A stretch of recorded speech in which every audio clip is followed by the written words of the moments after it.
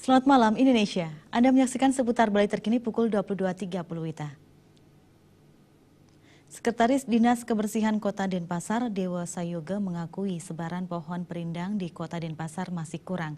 Untuk itu pihaknya akan mengenjot penyebaran agar merata ke seluruh kawasan di Kota Denpasar sehingga tercipta Denpasar yang rindang dan asri.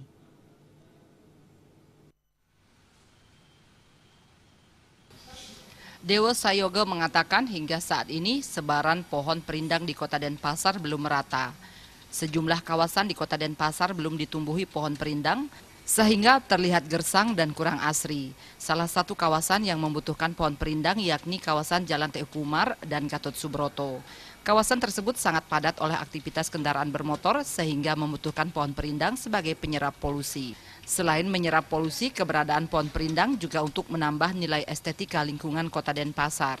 Karenanya pihaknya akan menggenjot pemerataan pohon perindang ke seluruh kawasan di Kota Denpasar untuk menciptakan Denpasar yang rindang dan asri.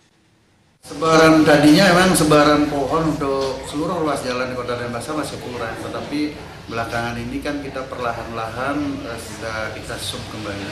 Contoh seperti di ruas jalan Teguh Umar itu kan mulai kita tanam lagi. Ada juga ruas jalan lainnya yang masih dianggap kurang sebaran pohon kita tambah. Selain menambah sebaran pohon perindang, Dinas Kebersihan Kota Denpasar juga gencar memberikan penyuluhan kepada warga kota untuk turut menjaga keberadaan dan kelestarian pohon perindang. Pujiantini dan Wira Saputra, Bali TV. Pemirsa, demikian seputar Bali terkini kali ini. Nantikan informasi menarik kami dalam seputar Bali terkini pukul 23 WITA. Salam Indonesia.